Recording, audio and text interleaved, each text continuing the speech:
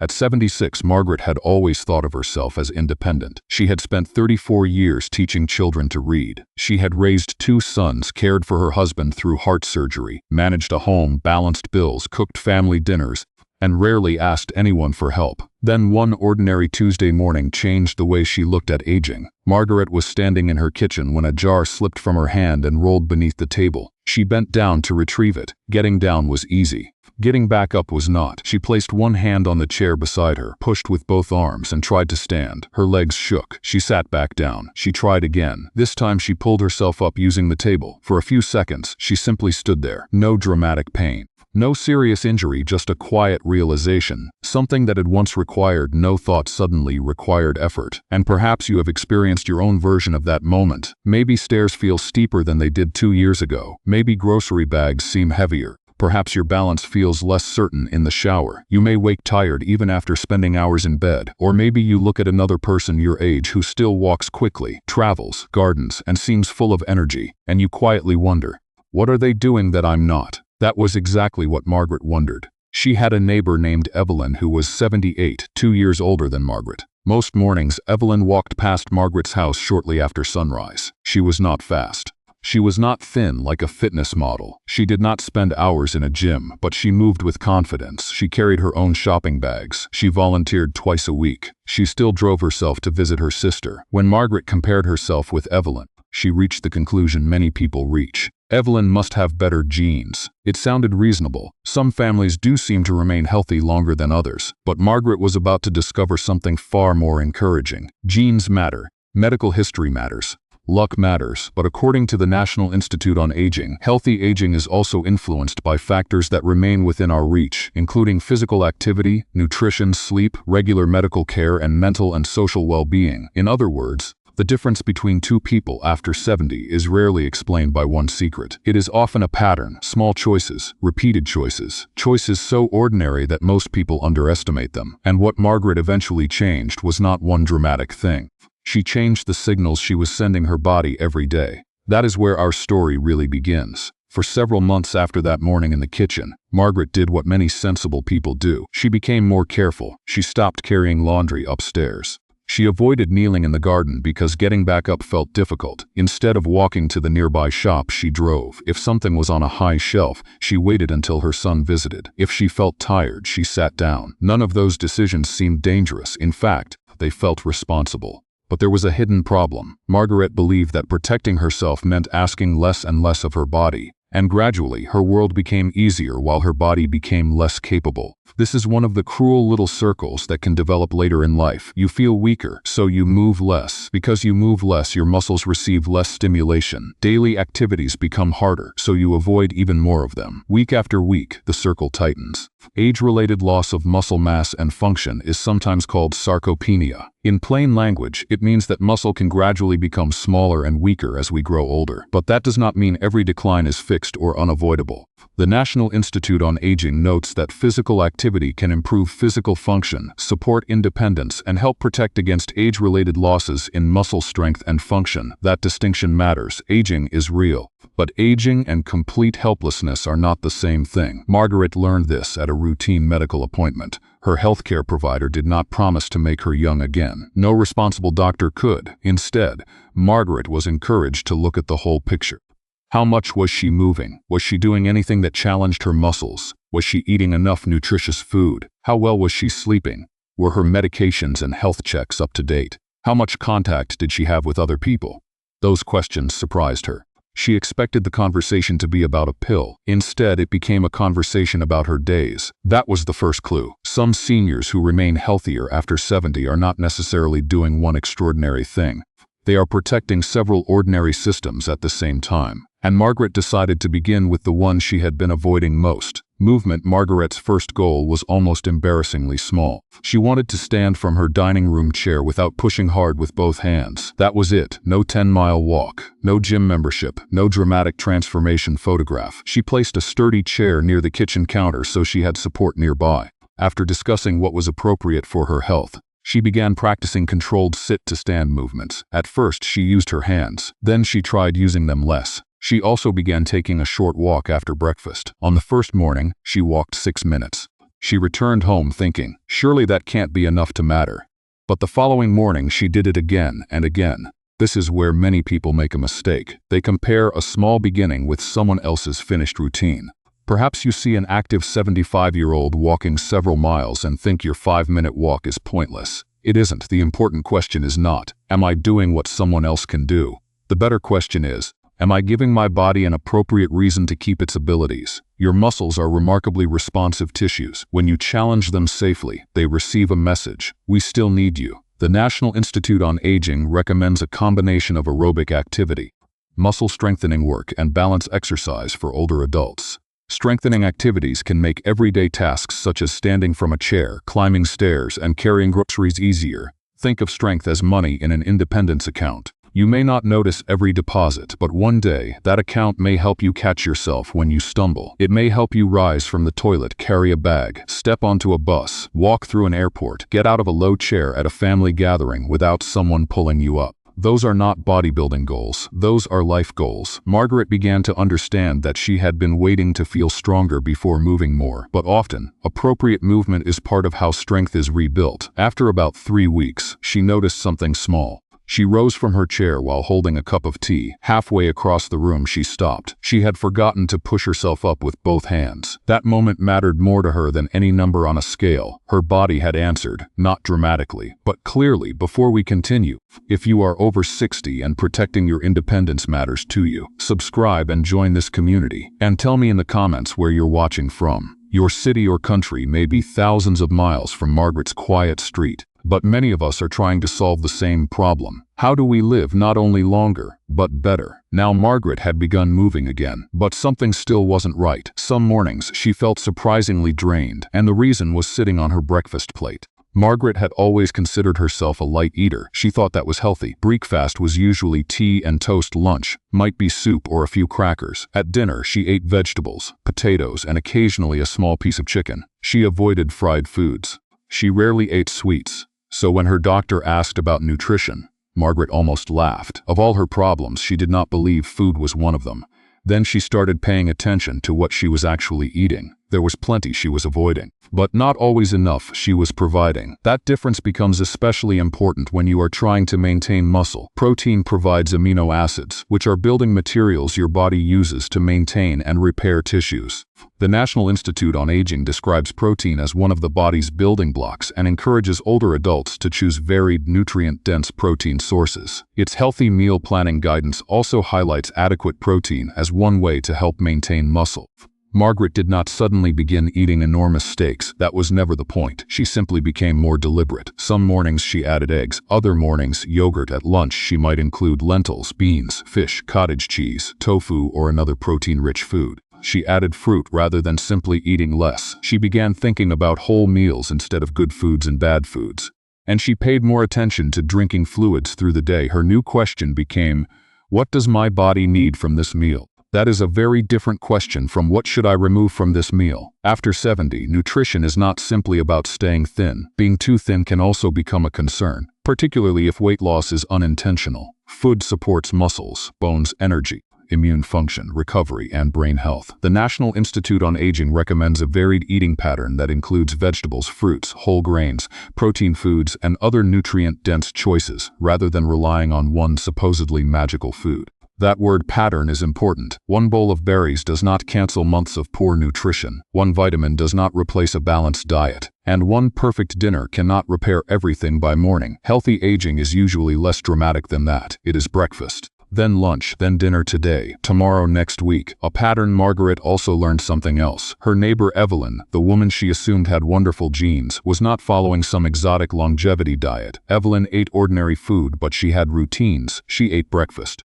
She cooked. She kept fruit where she could see it. She included nourishing foods rather than simply trying to eat as little as possible. That was another piece of the mystery. Healthy older adults often make healthy behavior easier by turning it into something normal. Not a 30-day challenge, not punishment, normal life. Of course, nutrition needs can differ. Kidney disease, diabetes, swallowing problems, medications, digestive conditions, and other health issues may change what is appropriate for you. Major dietary changes should be discussed with a healthcare professional who understands your individual health. Margaret did that, then she kept going. By the second month, she was walking farther. Her meals were more regular. Her legs felt a little stronger. And that is when she made a mistake. She assumed progress meant she could ignore sleep. Margaret had never been a perfect sleeper, but after retirement, her schedules had slowly disappeared. Some evenings, she fell asleep in her chair at 7:30. Then she woke at 9. She watched television until midnight. She went to bed, stared at the ceiling, checked the clock, got frustrated, and finally slept. Some mornings she woke at 6. Other mornings she remained in bed until 9.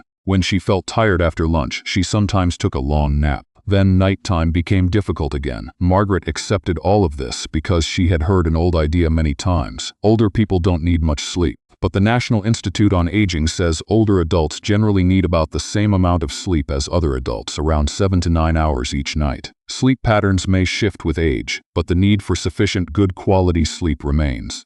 Sleep is not simply your body switching off. It is closer to a night maintenance shift. Your brain is processing information. Memories are being organized. Your nervous system is moving through important cycles. Your body is recovering from the demands of the day. When sleep is poor, tomorrow does not begin with a full battery. For Margaret, poor sleep created another circle. When she slept badly, she skipped her walk. When she skipped her walk, she spent more time indoors. When she spent more time sitting, she was more likely to doze in the afternoon. Then she struggled to sleep that night. So she stopped trying to force sleep and began rebuilding the conditions around it. She kept a more regular wake time. She opened the curtains in the morning. When possible, she spent time outside during daylight. She tried not to let an evening nap turn into a second night's sleep. Her evenings became quieter, and when sleep remained troublesome, she discussed it with her healthcare provider, rather than assuming that every sleep problem was simply aging. That last part is important. Considered sleep difficulty can sometimes be connected with issues such as pain, medications, insomnia, or sleep apnea. If you regularly struggle to sleep, wake exhausted, or experience severe daytime sleepiness, that deserves a conversation with a healthcare professional. Margaret's sleep did not become perfect. Some nights were still poor. That is real life. But she stopped treating a difficult night as permission to abandon the entire routine. This was a subtle change in thinking. Healthy seniors are not healthy because every day goes perfectly. They often recover from imperfect days without turning them into imperfect months. Margaret was beginning to understand that. Then, near the end of her 3rd month, she encountered her first real setback. It happened on a rainy Saturday. Margaret had walked to the front door to collect a package. Her shoe caught slightly against the edge of a small rug. She stumbled. She did not fall completely. She grabbed the wall and steadied herself. But fear arrived instantly. For the rest of the day, she replayed the moment. What if I had broken my hip? What if nobody had been here? What if the next one is worse? By Monday, she skipped her walk. Tuesday too, she began moving cautiously around her own home. That old instinct returned. If movement contains risk, perhaps the safest solution is less movement. But falls deserve a more thoughtful response. According to CDC data updated in February 2026, more than 14 million U.S. adults aged 65 and older, about 1 in 4, report falling each year. Falls are also the leading cause of injury in this age group. That is serious. But the lesson is not that older adults should stop moving. The lesson is that fall prevention deserves attention. Strength matters, balance matters, vision matters, medications can matter, footwear and home hazards can matter. Margaret looked at the rug differently. For years it had been decoration. Now it was information. She removed it. She improved the lighting in the hallway. She made sure frequently used items were easier to reach. She discussed her balance concerns rather than hiding them. And she began appropriate balance work with something sturdy nearby for support. The National Institute on Aging specifically includes balance activity alongside aerobic and muscle strengthening exercise for older adults, and recommends using support or professional guidance when needed. Margaret learned an important distinction. Fear says, do nothing. Wisdom says, reduce unnecessary risk while protecting your ability. Those are not the same thing. A life with zero physical challenge may sound safe, but if complete avoidance causes strength and balance to decline, tomorrow's world can become harder to navigate. The goal is not recklessness, it is capacity with caution. Margaret resumed her morning walk. For several days she stayed close to home. Then she went around the block. One afternoon she passed Evelyn. Evelyn smiled and asked where Margaret had been.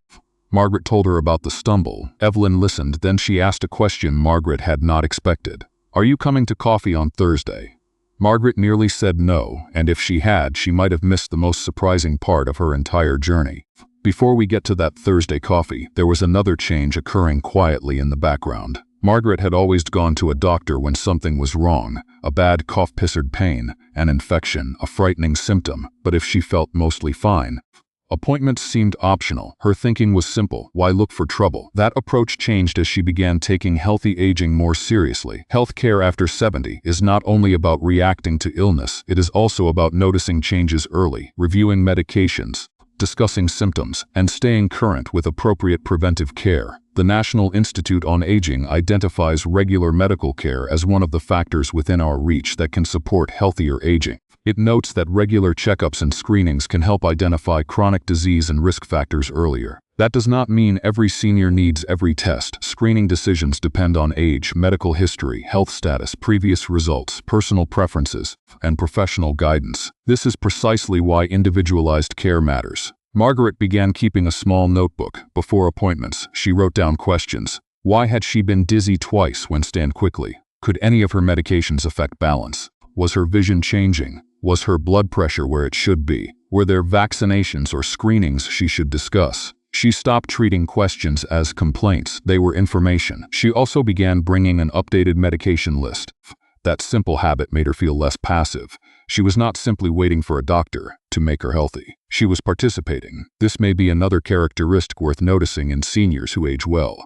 They do not outsource their entire health to a physician, but they also do not attempt to replace medical care with internet advice, supplements, or guesswork. There is a partnership. Daily habits happen at home. Medical evaluation happens with qualified professionals. Both matter. And if there is one misconception worth abandoning after 70, it is this. I'll mention it if it gets really bad. Some symptoms should not be ignored until they become severe. New chest pain, sudden weakness, serious breathing difficulty, sudden confusion, signs of stroke, major unexplained changes, and other urgent symptoms require appropriate medical attention. Healthy aging is not about becoming obsessed with every sensation. It is about respecting meaningful change. Margaret was learning to listen without living in fear.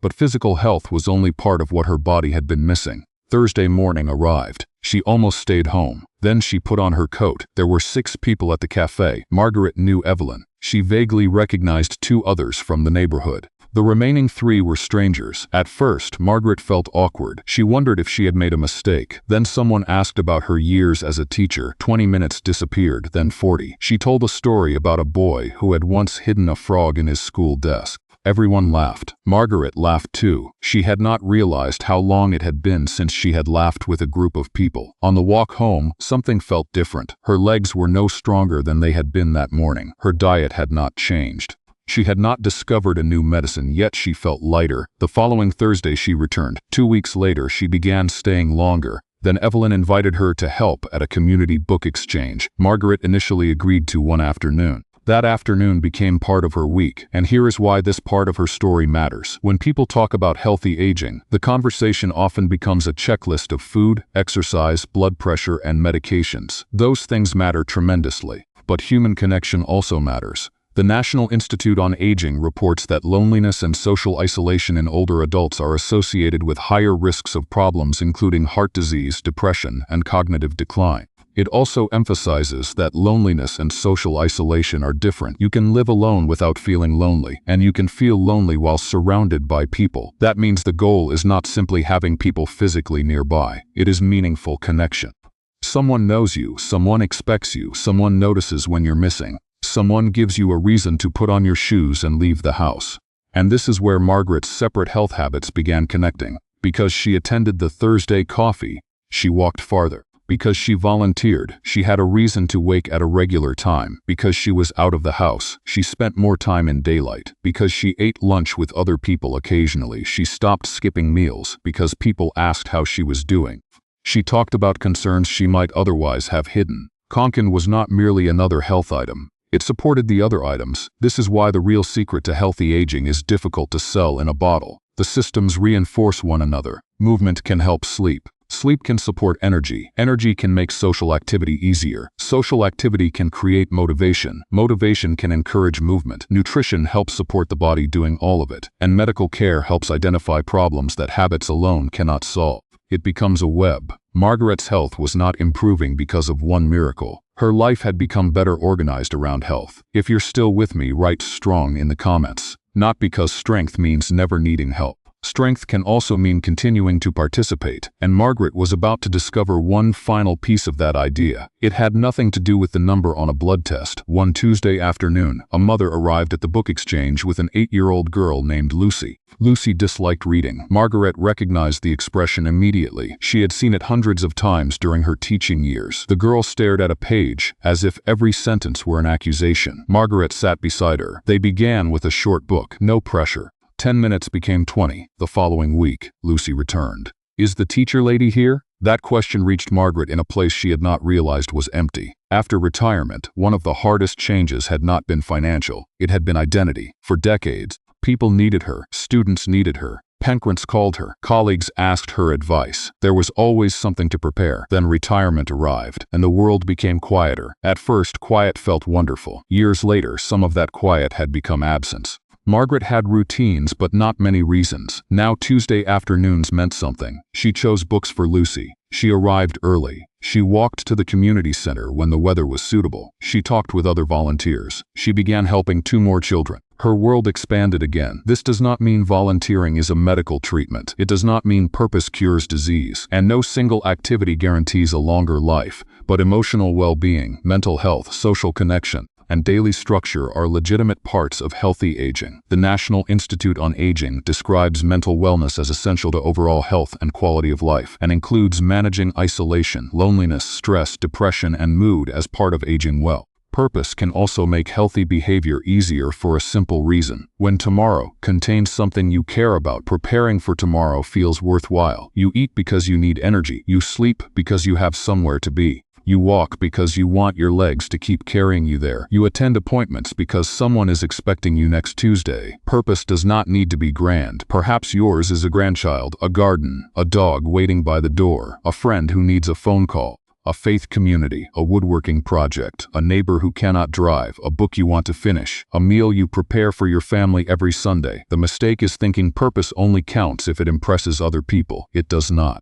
Purpose is simply a reason your future matters to you. Margaret's future had begun mattering in a different way, and something interesting happened. Her routines stopped feeling like a health program. It became her life.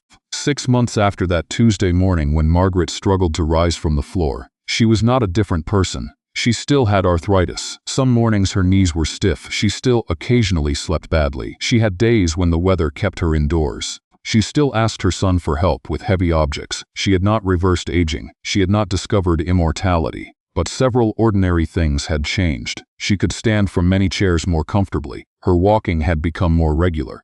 She felt more confident moving around her home. Her meals contained more nourishment. Her sleep schedule was steadier. She was keeping better track of medical questions. She had people expecting her on Thursdays, children expecting her on Tuesdays.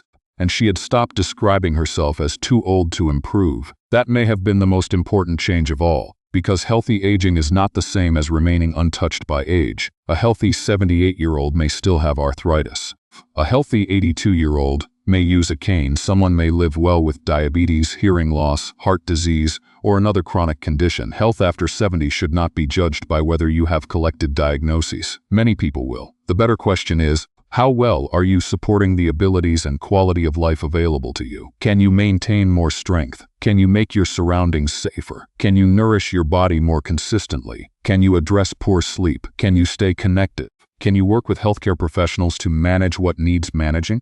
Can you keep something meaningful in tomorrow? The National Institute on Aging summarizes healthy aging in much the same broad way. Staying physically active, eating well, sleeping enough, proactively managing health care, and caring for mental and social well-being all contribute to maintaining health, independence, and quality of life. There is no guarantee, but there is influence, and that difference can give you hope without giving you false promises. Now return to the question we began with. Why can 2 people both be 77 while one seems much more capable than the other? Part of the answer may be genetics, part may be disease. Previous injuries matter. Income, environment, access to healthcare, Social circumstances, medications, and simple luck can matter too. We should never look at someone who is struggling and assume they made bad choices. Life is more complicated than that, but daily behavior can still influence the direction of many things. Imagine two paths beginning only a few steps apart. On one path, an older adult gradually moves less, strength falls, social life shrinks, becomes irregular, meals become inconsistent, appointments are delayed because energy falls, movement decreases even further.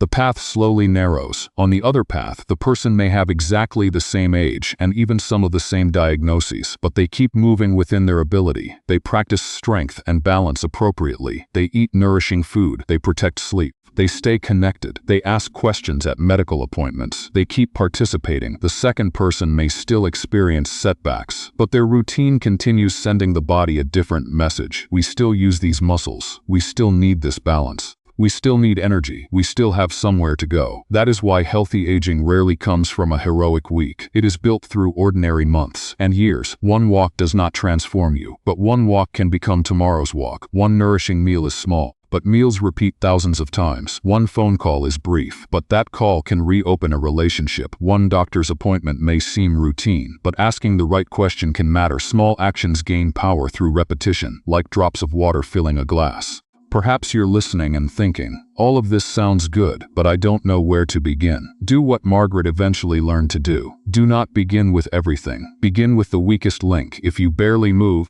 your first step may be discussing safe activity with your healthcare professional and beginning at an appropriate level. Maybe that means a brief walk, maybe supervised exercise, maybe chair-based movement. Your starting point should match your body. If your meals have become tiny and irregular, examine nutrition. Have you been unintentionally losing weight? Are you getting enough nourishing food? Could chewing, swallowing, medications, finances, or appetite be getting in the way? Those are worth addressing. If you spend 8 hours in bed but remain exhausted every day, do not simply assume that 75-year-olds are supposed to feel tired. Talk about sleep. If you have become afraid of falling, take that seriously without letting fear imprison you. Review your environment. Your footwear, your vision, your medications, your strength and balance. If days pass without meaningful conversation, begin there. Not with 20 new friends, one person, one call, one repeated connection.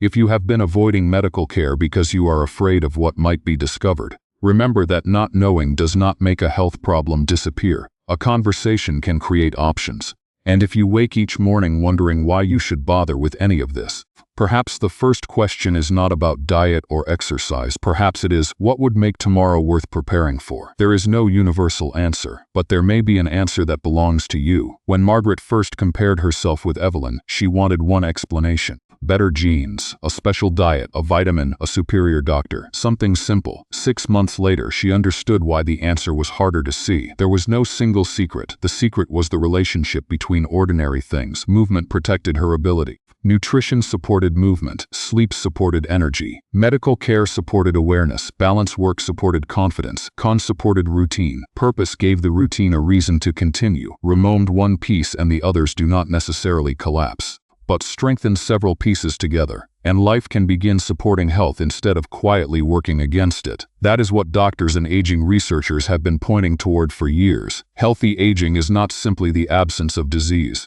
It is the preservation of function, independence, connection, and quality of life as much as circumstances allow. And this message matters because it gives you something much better than a miracle promise. It gives you choices, not complete control, choices. You cannot choose your parents. You cannot rewrite your medical history. You cannot guarantee that illness will never arrive. You cannot order your body to remain 35 forever. But there are still questions you can ask today. Did I move? Did I nourish myself? Did I give sleep a fair chance? Did I address something concerning instead of ignoring it? Did I connect with someone? Did I do something that made tomorrow meaningful? You do not need 6 perfect answers. You need a direction. Several months later, Margaret was back in the kitchen. Morning sunlight came through the window. The kettle had just begun to whistle. She opened a cupboard and reached for her tea. A spoon slipped from the counter and fell to the floor. Margaret bent down. She picked it up. Then she stood. Halfway toward the kettle, she froze. The memory returned, the jar, the table, both hands pulling, the frightening realization that her legs would not do what she expected. This time she had stood without thinking about it. Margaret smiled. Not because she believed she had defeated aging. She had learned too much to believe that. She smiled because something that had been disappearing had returned. Confidence. That afternoon, she walked to the community center. Lucy was waiting with a book. Evelyn was meeting her for coffee the following morning. There was food in the refrigerator for dinner. A medical appointment was written on the calendar for next month. Margaret still did not know what her health would look like at 80. None of us receives that guarantee. But she had stopped waiting passively to find out. She was participating in the answer. And perhaps that is the message you need today. 70 is not 40. 80 is not 50. Aging brings real changes, and some of those changes are difficult. But different does not mean finished. Slower does not mean useless. Needing support does not erase independence. And starting small does not mean your effort is meaningless. Your future body is listening to what you repeatedly ask of it today. So choose one thing. Perhaps tomorrow morning you walk for a few safe minutes. Perhaps you prepare a more nourishing breakfast. Maybe you call someone you have not spoken to in months. Maybe you write 3 questions for your next medical appointment. Perhaps you finally discuss the sleep problem you have been dismissing. Or maybe you find one reason to put something meaningful on next week's calendar. Which one will you choose? Not all of them. Start there. Then repeat it day after day, week after week. And when it begins to feel normal, add the next piece. If this video has helped you see aging differently, share it with someone who needs encouragement rather than fear. To Scuba if you want practical, respectful conversations about staying stronger, healthier, and more independent after 60 and 70. And before you leave, write strong in the comments if you believe your health is still worth investing in. Because it is not about becoming young again. It is about caring for the life you have now. The morning's still ahead. The people you still love, the conversations still waiting, the places your feet may still carry you, the knowledge you still have to share, the ordinary Tuesday afternoons that may become far more important than you expected. You cannot control everything about aging, but there are still meaningful things you can influence. Protect them, use them, build on them, and like Margaret, keep participating in your own future. I wish you steadier steps, deeper connection, stronger days, and many meaningful mornings ahead.